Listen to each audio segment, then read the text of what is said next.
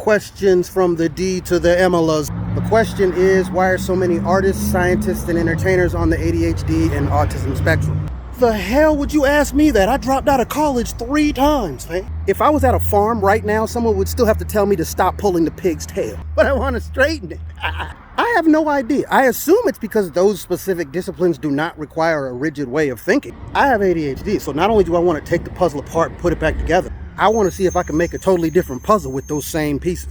I feel like that's how scientists think. Take what you have and create something new. Another reason might be because people with ADHD, people with autism can obsess about something past the point where you should have quit. Like, I can hyper-focus on writing for 18 hours without eating, sleeping, drinking water, or even taking a break. That's not necessarily a good thing, but brains be working different sometimes. Also, art, science, and entertainment require a very special type of patience. How you get to a conclusion is just as important, if not more important, than the destination. So being able to take in divergent thought helps with the process.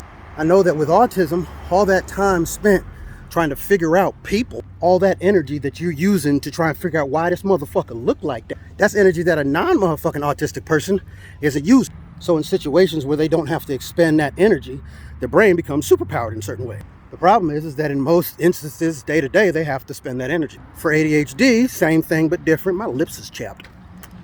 For instance, if we're having a conversation and I'm making eye contact with you and not moving my body or anything like that, that's hard. That is requiring all of my energy to appear like I'm listening to you. I'm not listening. All my energy is being spent to make you feel like I'm listening, because if I was doing what I would normally do when I'm listening, you would think that I wasn't listening. Looking around and shit, maybe looking at my phone, rocking back and forth, or even interrupting you. That all means I'm listening, but it sounds ridiculous, doesn't it? So rather than explain that every single time I talk to a person, even though they're probably only going to believe me about 7% of the time, I do this ridiculous thing for you.